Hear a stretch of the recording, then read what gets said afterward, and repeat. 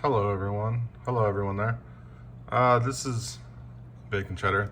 Just wanted to make a quick little review of the game. As you can see, I've beaten on this is a New Game Plus here. This is where all that stuff, and I just have all this stuff locked. So, of a review of the game Eternights.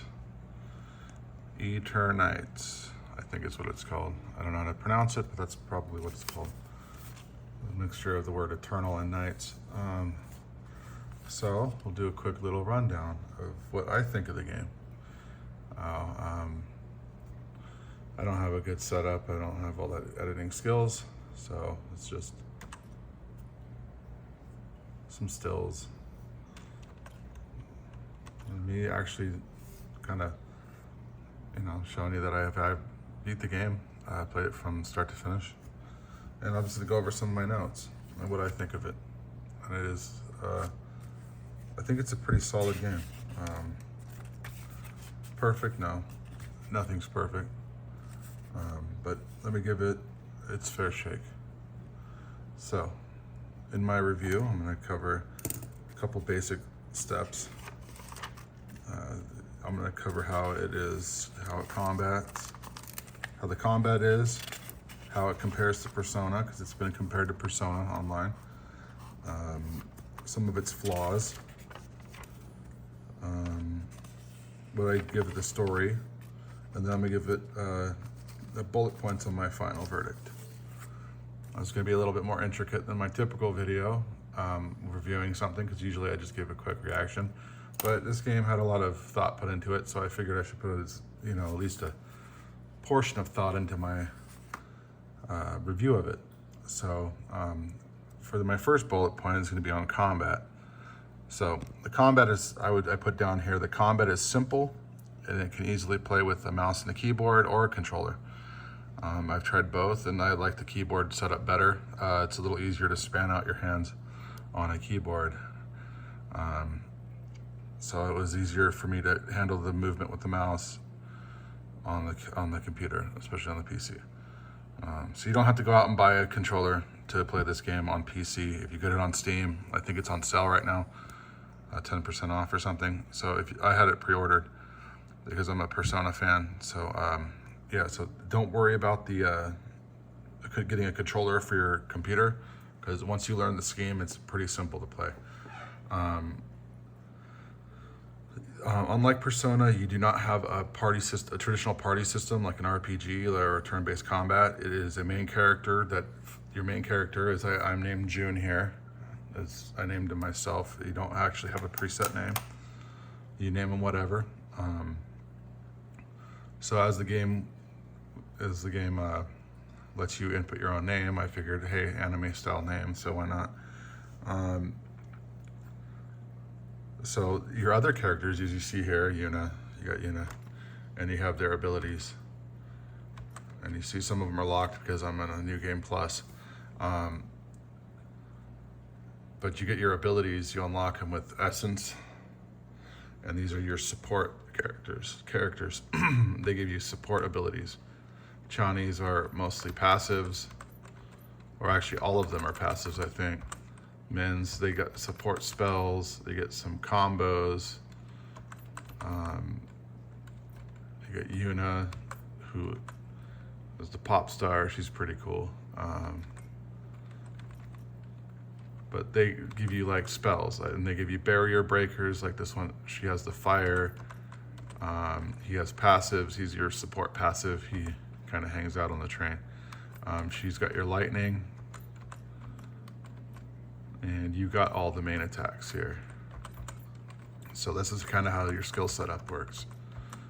You buy them, you buy your attack abilities. As you can see, I've already bought all of mine. So I have a New Game Plus. So all the enemies I'm killing are giving me the black essence, as you see here, which I can't really spend on anything, at least not until I unlock the dude that's down on the bottom.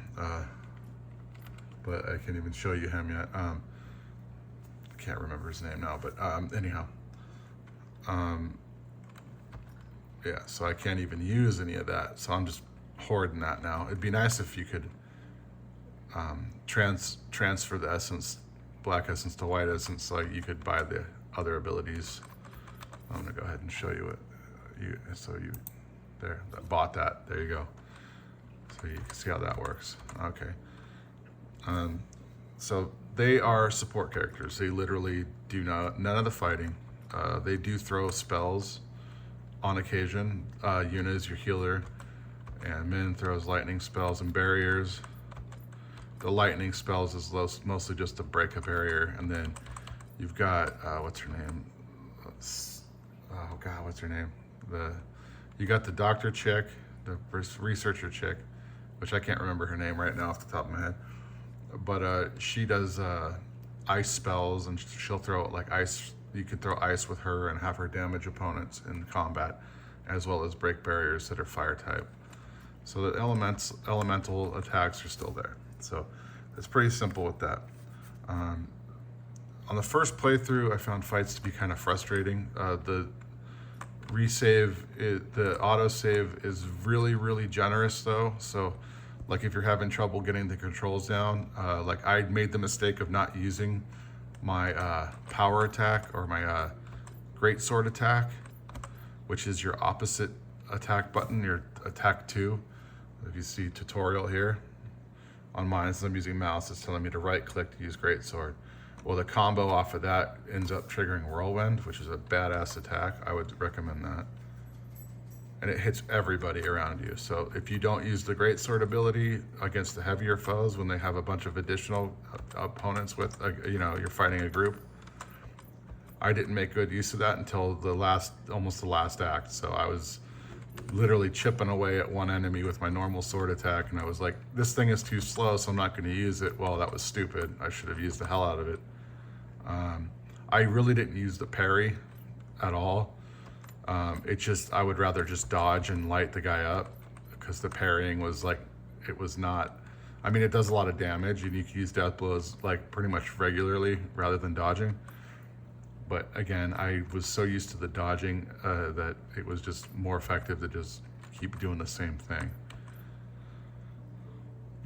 I would recommend, the first thing I would do is I would learn the death blow and the great sword. So that way you would get just more variety of attacks. Because if you're sitting here just using this and these, I hardly made use of these. The whirlwind I did because it triggers at the end of your attack. So whirlwind and death blow I did. The blast I did sometimes if I had 1 or 2 hits against the big boss and I was about to die, I would shoot the blast. The 3 swords I would use, but it didn't do enough damage or give you enough, it didn't generate enough momentum or whatever they call it to use your elemental attacks. So I really didn't make use of that very much. So, and then the one where you get launched at them, it doesn't help.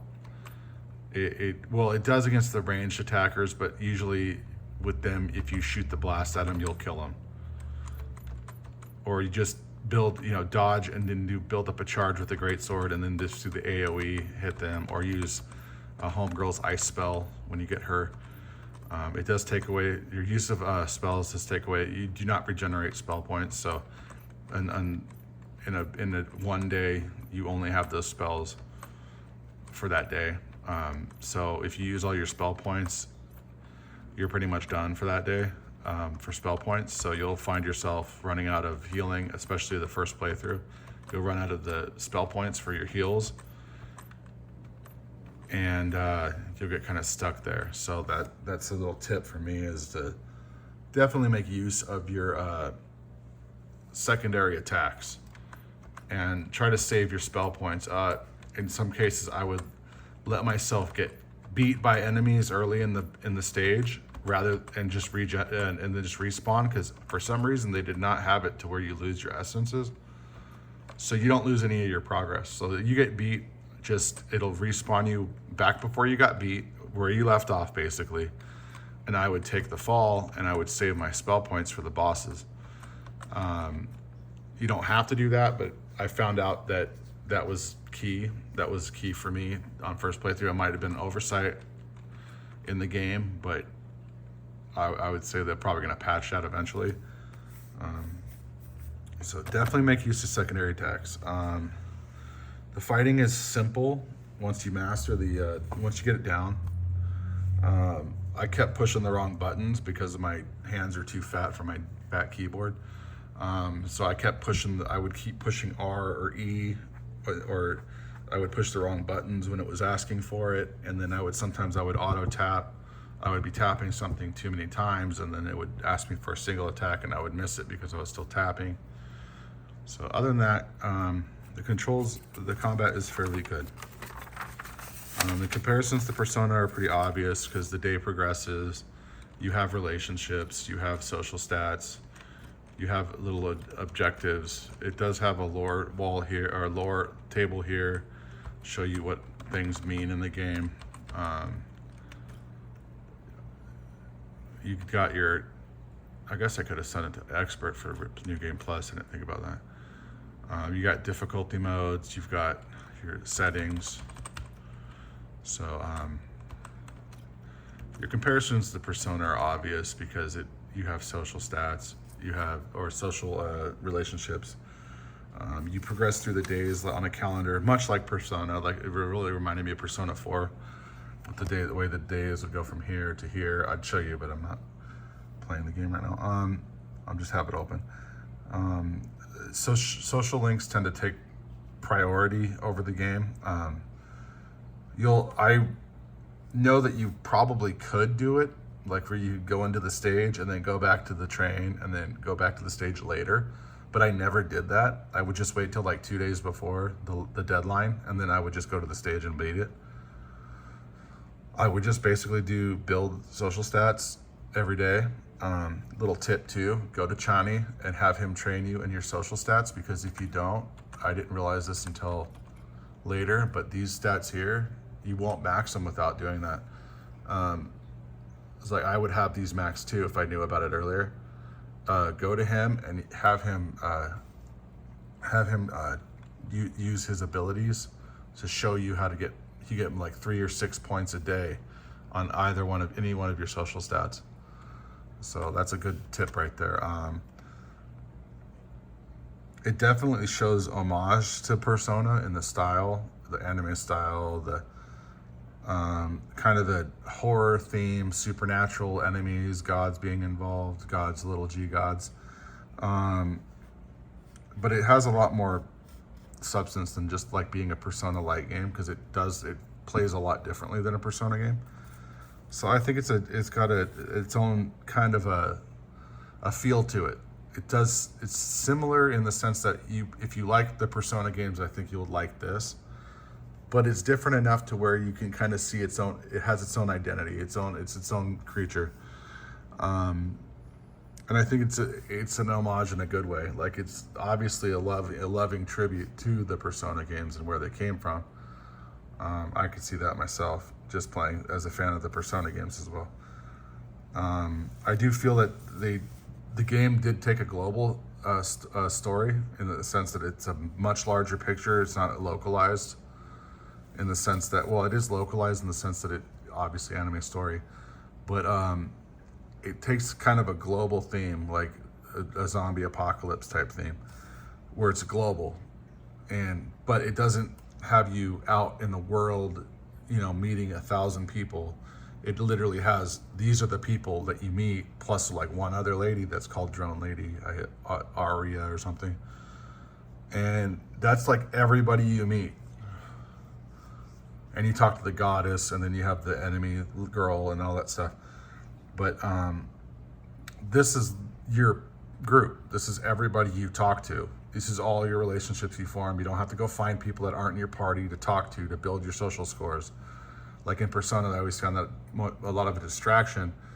And then a lot of the characters are so disjointed that they don't have any connection to each other. And I kind of felt that was always kind of a drawback, especially Persona 5 was, you would, like, if you formed a relationship like I did with the chess girl in Persona 5, none of my party members or none of the main characters of the story even referenced that, and I found that kind of lacking.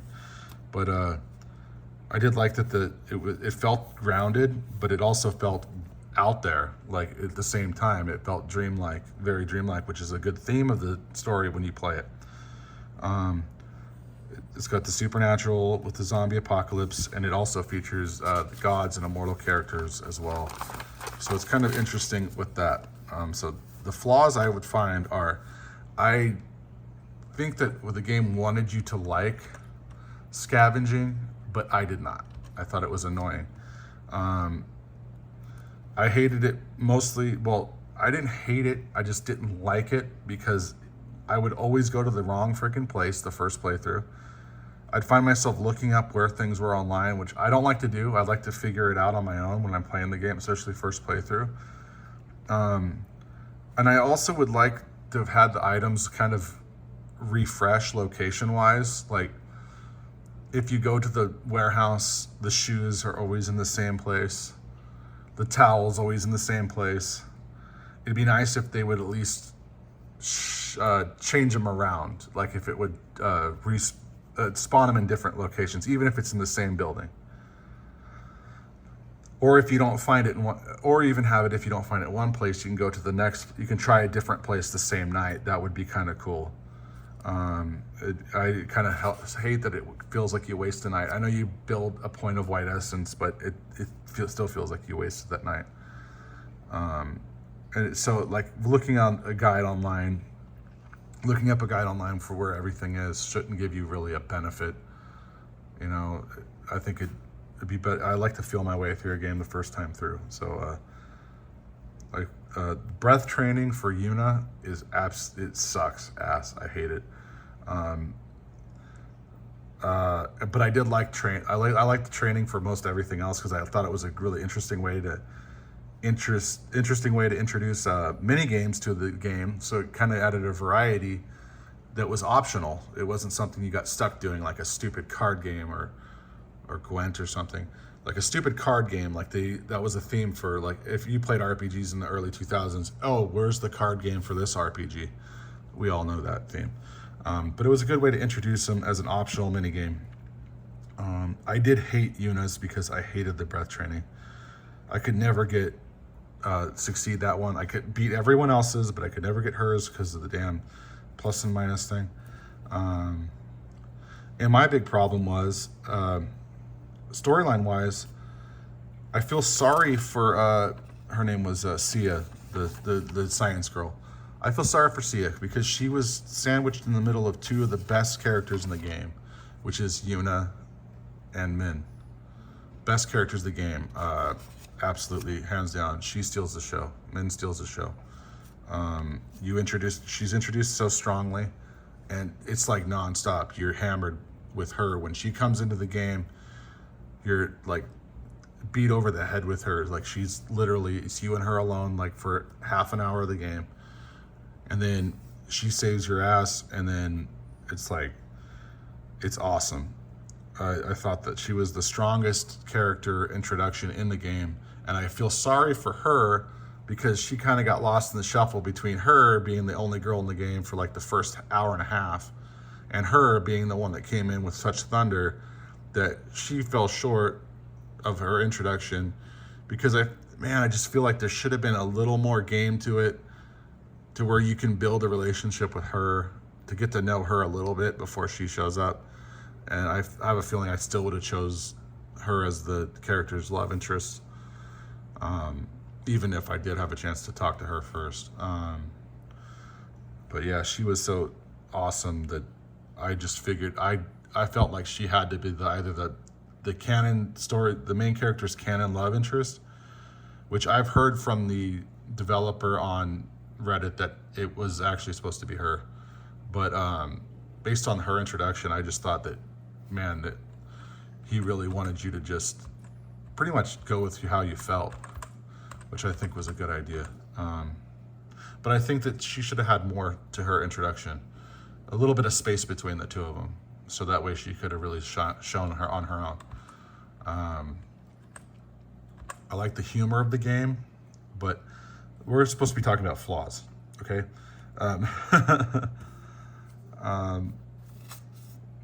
I noticed that Yuna was probably named for the same for Final Fantasy VIII, which is where I was like, Lady Yuna. All I could hear was that weird wannabe Sephiroth guy from Final Fantasy VIII saying Lady Yuna. And then Sia, I don't know where that name is from, but yeah, so the flaws are very thin. Like I have to reach for flaws. So like literally I'm digging for flaws. But like I said, I think that being sandwiched between Yuna, for Sia was being sandwiched between Yuna and Min. And like I said, I didn't think she got a chance before Min was dropped into the main character's lap, quite literally. The story, without spoilers, because I'm not going to go into that, other than what I kind of hinted at a lot of things. The strength is definitely in the characters. If you don't enjoy character-driven relationship building, you are playing the wrong game. If you're looking for a game that's just action and doesn't have character-driven storyline, then you need to either give it a chance and try to get interested in something like that, or you're just not. I would just say it's just not for you. And I don't mean that in a dismissive way. I mean that in a give it a chance, see if it can grow on you, and maybe you can fall in love with some sort of a character-driven story where it's about the depth of characters, the depth between the characters. Okay, so before I give you my final verdict on the game, because I'm stuck at 2 numbers right now, and I'm gonna go over how I rate it. Okay, first off, the style, 8 out of 10 on style, definitely.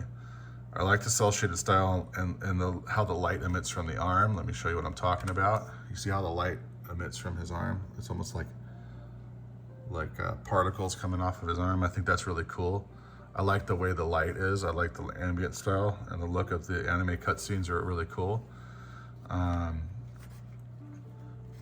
Even though the voices don't always sync, it's not too distracting. I liked some of the use of animated stills was okay, but I felt that there were some times where I thought that they were used to make it easy.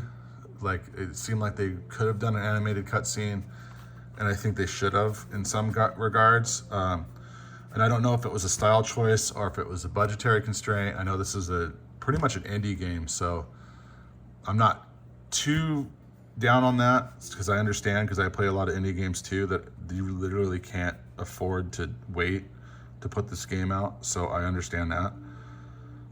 And my other down on it, because there's really only very little nitpicky things I could pick at it for style wise, because I like the style. I think that the battles are repetitive, and I think that it could have benefited from more shield breaker animations. I did like the whole Chainsaw Man style shield breaker. I like the hammer fist shield breaker. I like the hammer shield breaker. I think if there was like maybe 6 or 7 more shield breaker animations and spell casting animations, that it would have really helped it become a bit more immersive and less repetitive. And adding extra attacks would have just convoluted the battle system. I think the combat system's fine. It doesn't need to be too complicated. Click buttons, attack, spacebar, dodge, all that. It works fine. Okay. Sound, I gave it 7 out of 10 because it was lacking in syncing. The voices, I like the voice acting in Korean and Japanese. In the English, it was I just felt it was distracting, like, because I like to read the subtitles, so I think that's mostly a preferential thing. I liked that the battle sounds were dynamic and well implemented. I thought that was pretty good. I like the sound. It could have been better. It could have been better.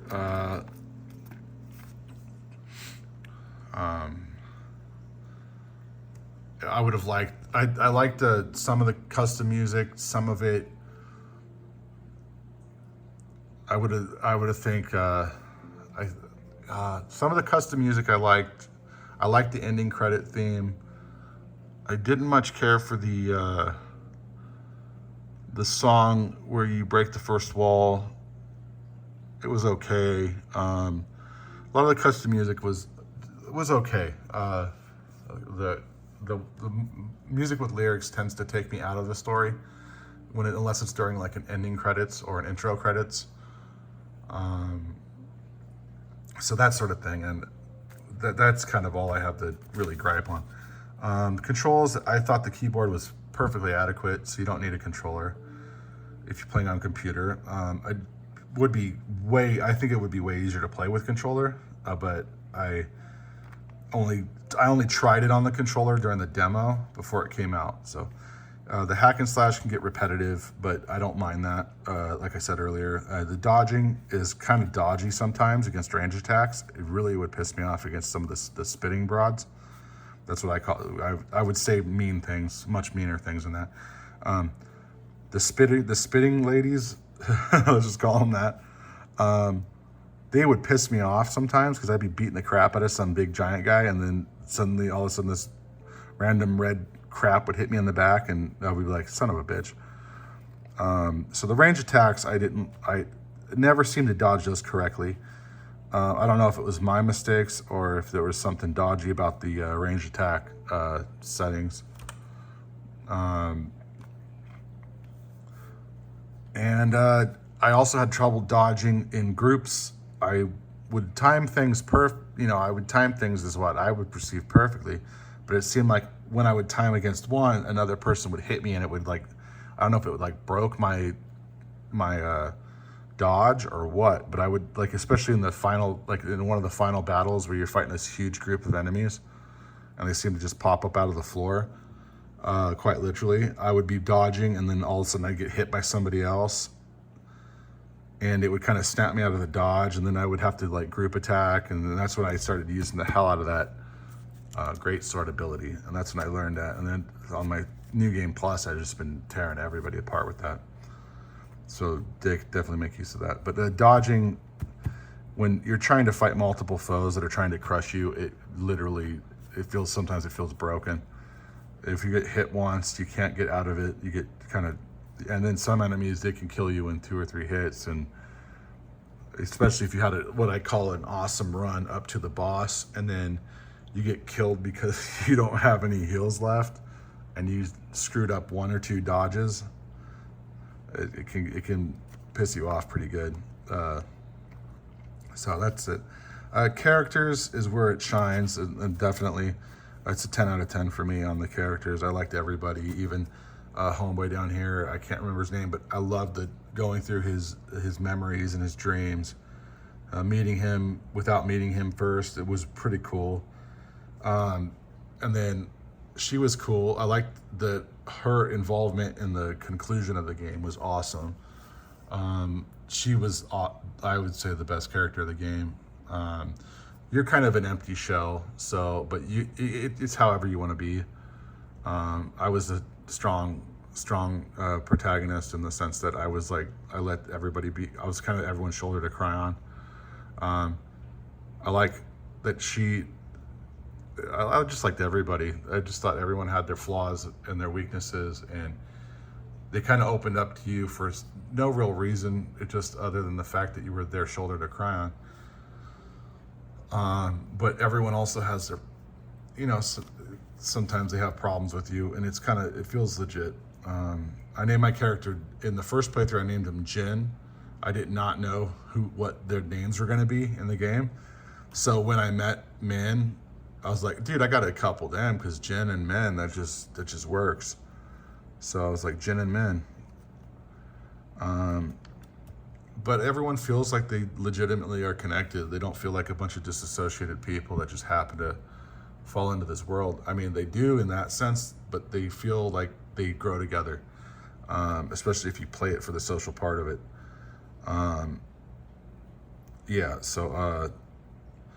And when towards the end, when things happen, and the ending is, I don't know, if you've watched 30 minutes of this, I'm sure you're thinking, oh, hey, how does it end? Well, it can be heartbreaking. Let me tell you that. It's an ending that's like a punch in the nuts, but it's something that it's worth seeing. It's definitely worth playing through. So my overall, I would give it a 9 out of 10. Is there room for improvement? Yeah, but for a first first time development. From what I've researched online, this is definitely this guy's first game, this company's first game, and I just think it was knocked out of the park for a game that really didn't have any support aside from, you know, what, the last month and a half I heard of it. I saw a demo for it, a free play demo, and that's what I checked out, and I was like, I'll give it a shot, and I'm glad I did. Who I would not recommend it to are competitive gamers, gamers that want a multiplayer experience. I would not recommend it for you. I would not recommend it for somebody that wants like a Call of Duty experience. I would recommend it for people that are fond of I would say like what my anime fans would say, like what do they call them, like the shoujos, the romance and the romance anime and stuff like that. If you like Toradora and those kind of animes, I would say this is something that you would enjoy. Don't waste your time on it if you don't like the anime style, because it's going to beat you over the head with it, quite literally. Is it Baldur's Gate 3? Not even close. Baldur's Gate 3 had way more time and way more money put behind it, and way more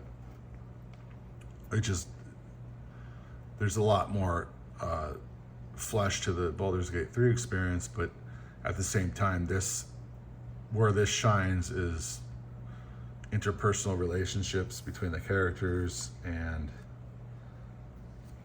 again, I would say it's if not a 9 out of 10, an 8 out of 10, very close to a 9 out of 10.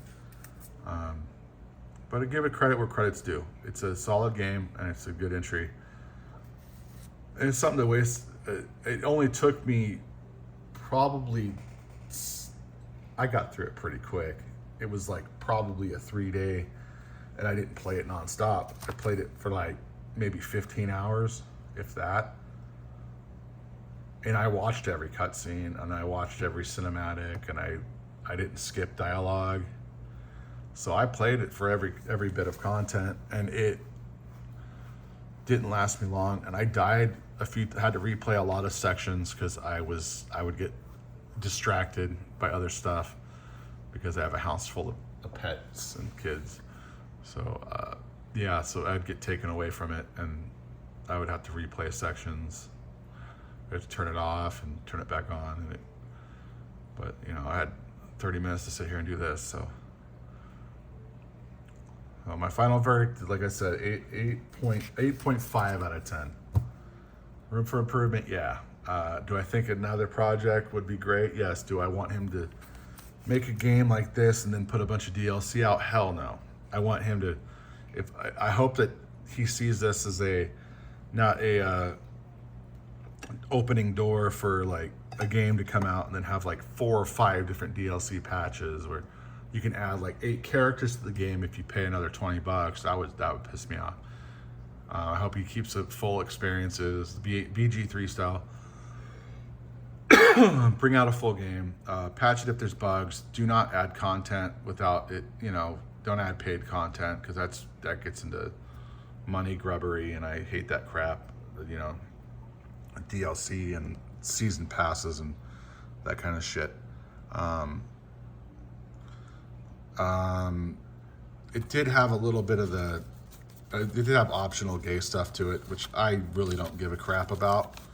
I just ignore it, being not like gay, and that kind of content doesn't really affect my purchase. So if anything, it'll push me away from it.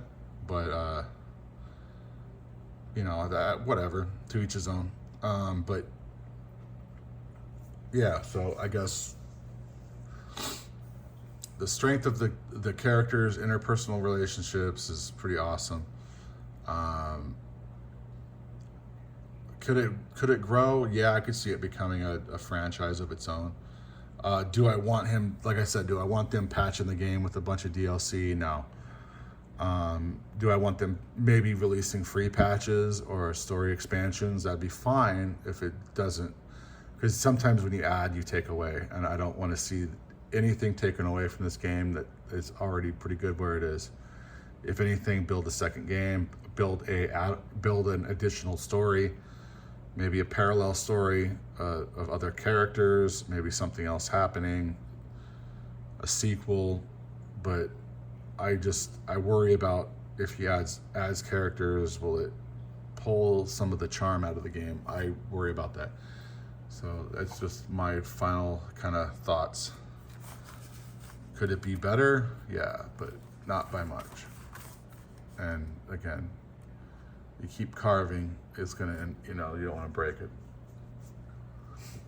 So 8.5 out of 10. This has been Eternights review by Bacon-Cheddar. It's kind of overblown, but we'll see how it turns out. See what comes of the next games and what we can do from here. All right. This is Bacon-Cheddar saying I'm shipping MC and Min, and that's it. Peace. And I'm not a shipper. I'm just working logistics. Peace.